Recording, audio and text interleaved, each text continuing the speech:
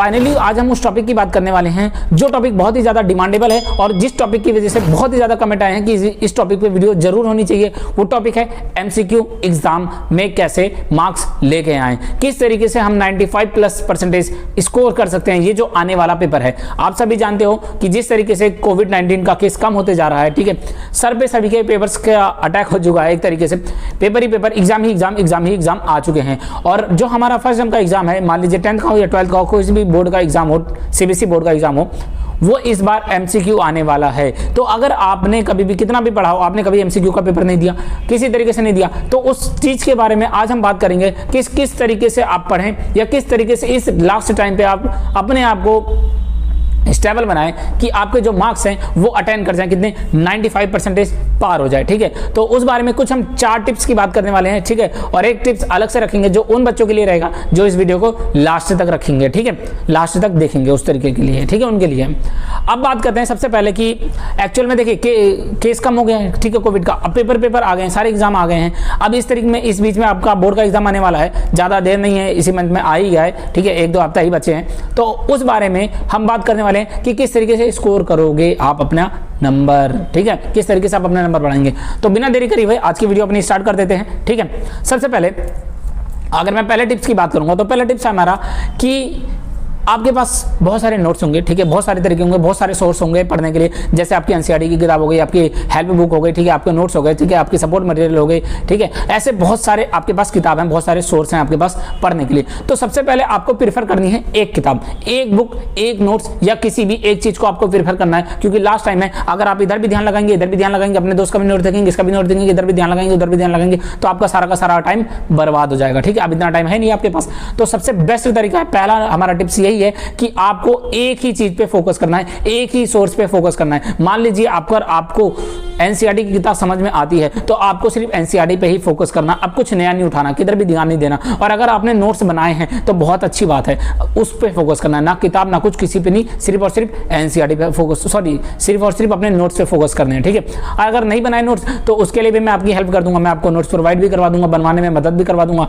उसके लिए description box में मैंने टेलीग्राम का लिंक दे रखा है और फेसबुक का भी लिंक दे रखा और मैंने इंस्टाग्राम का भी लिंक दे रखा। आप वहाँ पे क्लिक करके डायरेक्ट आप मेरे से बात कर सकते हैं और जो भी आपकी क्वेरीज है मैं उसकी दूर कर दूंगा। तो क्या बताया मैंने कि सबसे पहले आपको क्या करना है, उस सोर्स को ढूंढना है कि क्या सोर्स है जो आपको जल्दी समझ में आ जाता है। सबसे पहले अपनी पहचान करनी है कि जो चीज़ आपको जल्दी समझ में आता है, ठीक है, उसको टच करना है, उसको छेड़ना है, उसको पढ़ना है। ठीक है, तो ये हुई पहले टिप्स की बारी कि हमें वो चीज़ पढ़ना है जो चीज़ हमें समझ में जल्दी आती है। मैंने अपने टाइम पे क्या करता है, मैंने अपने टाइम पे तो सैम्पल पेपर किए थे, प्रीवियस ईयर के थे लास्ट के अपने टाइम पे। ठीक है, तो आप अपनी इच्छा अनुसार जो मर्जी वो कर सकते हो, बट पहले तो आपको ट्रस्ट होना चाहिए, आपको अपने विश्वास होना चाहिए कि वो नोट्स आपके लिए हेल्पफुल हैं या फिर वो बुक आपके लिए हेल्पफुल है। जब तक आप उस पर ट्रस्ट करके, विश्वास करके नहीं पढ़ोगे वो चीज़, तब तक आपको उसमें इंटरेस्ट नहीं आएगा और आपका आगे का कुछ भी समझ नहीं आएगा। तो पहला टिप्स क्या था। दूसरे टिप्स की बात करते हैं तो दूसरा टिप्स है हमारा कि आप इवनिंग में, नाइट के टाइम में, आप जानते हो मान लीजिए कल एग्जाम है, ठीक है,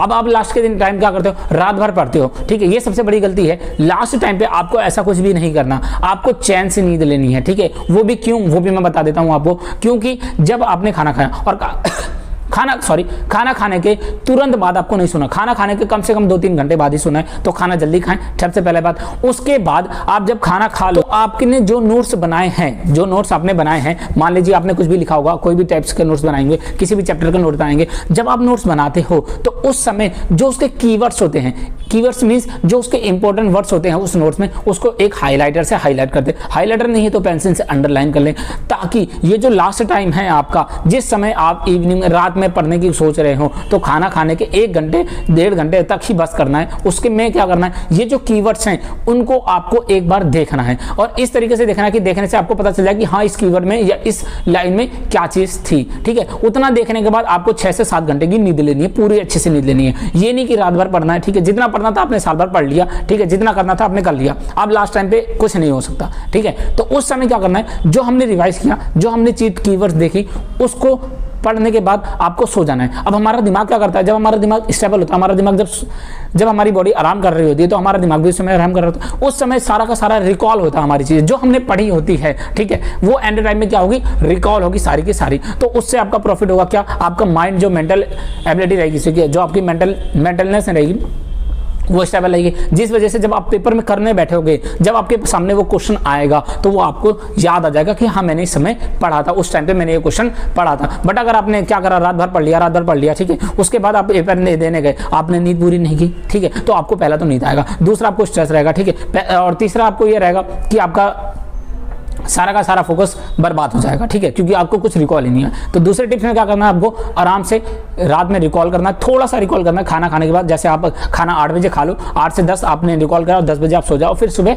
उठ जाओ, फिर ठीक है, फ्रेश होकर नहा के फिर आपको एग्जाम देने जाना है। ये हो गई आपकी दूसरी टिप्स। तीसरी टिप्स की बात करते हैं, तो तीसरे टिप्स में आपके पास मान लीजिए नोट्स हैं, ठीक है, कहीं से अलग से कोचिंग से नोट्स मिल जाते हैं, जहाँ पे आपने ट्यूशन पढ़ा होगा वहाँ से नोट्स मिले होंगे, ठीक है, आपके किताब से नोट्स मिले होंगे, ठीक है, आपने कहीं से यूट्यूब पे वीडियो देखा होगा वहाँ से आपको नोट्स मिले होंगे, ठीक है, किसी के हैंड रिटन नोट्स हो गए, आपके दोस्तों के हैंड रिटन नोट्स हो गए जिसके आपने फोटो कॉपी करा ली। तो ये सब गलतियाँ आपको कभी नहीं करनी। जितने भी नोट्स होते हैं, ठीक है, जो भी नोट्स होते हैं वो आपको अपने ही रखने हैं, अपने हैंड राइटिंग में ही नोट्स जो होंगे वही पढ़ना है, उसके अलावा कुछ भी नहीं पढ़ना, ठीक है, क्योंकि जो हमारा ब्रेन होता है, जो हमारा रिकॉलिंग पावर होता है, वो जल्दी अंडरस्टैंड कर लेता है अपनी राइटिंग को। जैसे मैंने कुछ भी लिखा अपनी राइटिंग में तो मैं उसको जल्दी समझ जाऊंगा एज कंपेयर टू किसी और ने लिखा होगा तो, ठीक है, या कंप्यूटर से जो लिखा होता है, जो आपके प्रिंट आउट होते हैं कंप्यूटर से जो लिखा होता है, बुक्स में जो लिखे होते हैं, वो उतनी जल्दी नहीं समझ में आते जितना आपके हैंड राइटिंग में नोट्स लिखे होते हैं। तो आपको जो नोट्स पढ़ने हैं वो आपकी हैंड राइटिंग में होने चाहिए, किसी की कॉपी नहीं होनी चाहिए, किसी और के हैंड राइटिंग वाले नहीं पढ़ने, ठीक है। ये चीज हमने क्या बात करी कि तीसरे टॉपिक की बात, तीसरे टिप्स की बात करी कि हमें कौन से नोट्स पढ़ने हैं, ठीक है। उसके बाद याद रखें, चौथा टिप्स बताने से पहले एक बात मैं आपको बता दूं कि ये जो चीज़ें मैं बता रहा हूँ ये मैंने खुद अपने टाइम पे किए थे, ठीक है, और अच्छे स्कोर किए हैं, ठीक है। तो मैं अपने पर्सनल एक्सपीरियंस से बता रहा हूँ आपको, ये चीज़ आप भी एक बार ट्राई करना, और ना आए तो आप मेरे वीडियो पे डिसलाइक भी कर सकते हो, ठीक है, और आ जाए तो लाइक तो बनता है, ठीक है। अब हम बात करते हैं अगले अपने टिप्स की बात करते हैं। जो हमारा जो ट्रिक है वो क्या है, चौथा ट्रिक में हम बात करेंगे कि हमें एक्चुअल में लास्ट टाइम पे करना क्या है, ठीक है। ये चीज़ तो अभी तो हमने था किस तरीके से पढ़ना है, क्या चीज़ करना है क्या नहीं करना। अब जो लास्ट टाइम पे आता है, आपने पूरा साल कितना भी पढ़ा होगा, कुछ भी पढ़ा होगा, चाहे कुछ भी नहीं पढ़ा, ठीक है, आपको कुछ भी, दोनों बच्चों के लिए बता रहा हूं, तीनों बच्चों के लिए, जिसने बहुत कुछ पढ़ा हो, ठीक है, पूरे साल जिसने बहुत कुछ पढ़ा उसके लिए भी ये टिप्स है, लागू करती है, और जिसने कुछ भी नहीं पढ़ा उसके लिए भी ये लागू करती है, और जिसने थोड़ा बहुत पढ़ा, थोड़ा बहुत नहीं पढ़ा उसके लिए भी लागू करता है। तो इस टिप को थोड़ा ध्यान से सुनना, क्या है टिप।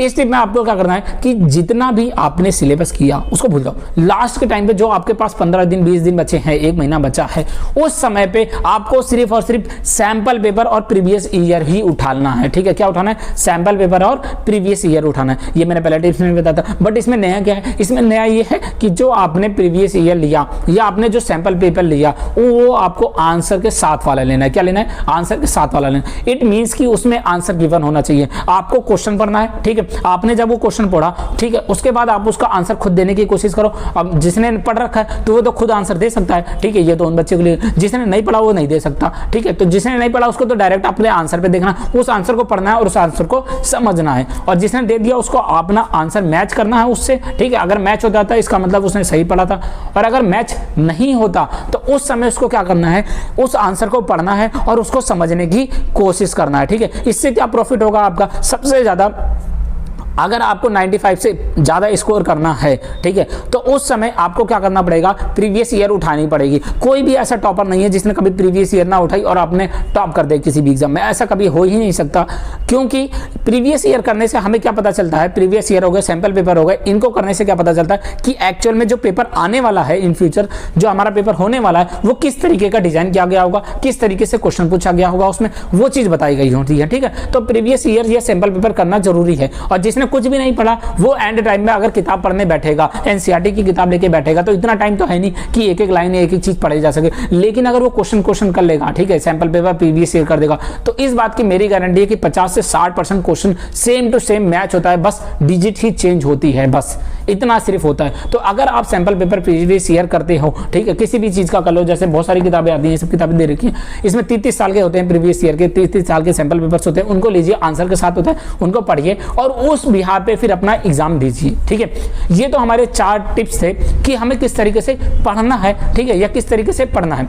अब बात करते हैं कि जो मैंने लास्ट में बताया था 5वीं टिप्स, ये उन बच्चों के लिए जिसने अभी तक कुछ नहीं पढ़ा और वो चाहता है कि वो पढ़ना ही नहीं चाहता। वो क्या चाहता है कि मुझे ट्रिक पता चल जाए कि मैं 4 ऑप्शन में से ABCD 4 ऑप्शन है दिए गए हैं, उन चारों ऑप्शन में से एक तुक्का मारूं और मेरा तुक्का सही चला जाए, जिसे हम बोलते हैं तुक्का। ठीक है, जिसे हम क्या बोलते हैं, तुक्का बोलते हैं। तो अगर आप इस तरीके की वीडियो देखना चाहते हो, इस तरीके के बारे में बात करना चाहते हो, ठीक है, इस तरीके की वीडियो देखना चाहते हो, इस बारे में आप जानना चाहते हो, ठीक है, तो कमेंट बॉक्स में कमेंट जरूर करें। ठीक है, ताकि अगली वीडियो में इसी बारे में बता दूं कि सीधे सीधे आप 4 ट्रिक क्या लगाएं, 4 या 5 ट्रिक बताऊंगा, उस ट्रिक में क्या लगाएं कि सीधे सीधे आपका जो आंसर हो जाए वो करेक्ट आंसर आ जाए, चाहे आपने कुछ पढ़ा ही ना हो, चाहे, ठीक है, चाहे आपने अभी तक कुछ भी ना पढ़ा हो, फिर भी इधर है कि आपके मार्क्स अच्छे आ जाएंगे। ठीक है, टॉप तो नहीं मार सकते तुक्का करके, लेकिन अच्छे मार्क्स जरूर अटेंड कर सकते हो। ठीक है, अब यहां तक में अगर आपको कोई भी दिक्कत लगी हो, ठीक है, कोई भी चीज ना समझ में आए, कोई भी टिप्स ना समझ में आए, ट्रिक नहीं समझ में आए, तो आप कमेंट बॉक्स में कमेंट जरूर कर सकते हैं, मैं आपका रिप्लाई दूंगा।